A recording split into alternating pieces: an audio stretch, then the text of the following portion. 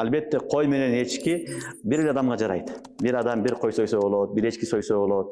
Biroq qo'y menен nimada uy menен tövdө 7 adam sherik bo'lsa jaray beradi.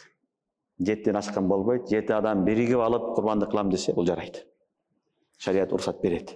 Түшүнүңөрбү? 7тен көбөйбөш керек. 7тен кем болсо да жарай берет. 2 адам биригип бир үй алды, жарай берет. Бирок шарт баягы ар бир адамга 7ден аз тийбесин үлүшү.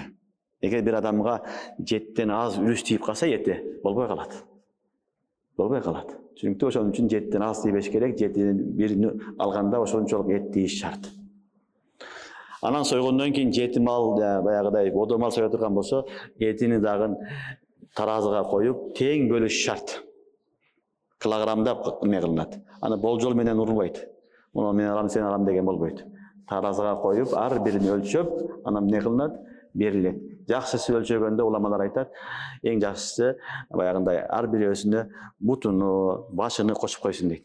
Бирөөсүнө бир бутуну, бирөөсүнө бир башыны кылып. Ошондо эмне болот? Жынсык айланчысы болуп, маселе жеңилирээк болот.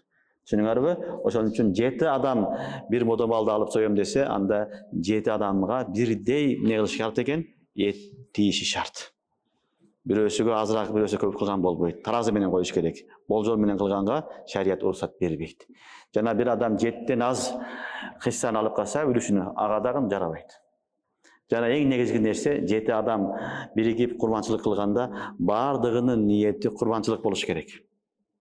Бирөөсү эле мен эт жеймин, эт алып алайын деп курбан акча берген болсо, жарабайт ал. Жарабайт. Ошонун себебинен бүт баарынын 7 адам, bir адам кесепети менен 6 адамдын да курбанчылык жарабай калат. Ошон үчүн 7 адам шерик болгондо бүт бардыгы мен курбанчылык кылып атам, курбанчылыкты ниет кылдым деген ниет шарт. Бирөөсү эт жеймин деген болсо бүт өлдү. Bir малдын бардыгы жок кечте, курбанчылыкка жарабайт. Эт болуп кала берет, курбанчылык болбойт.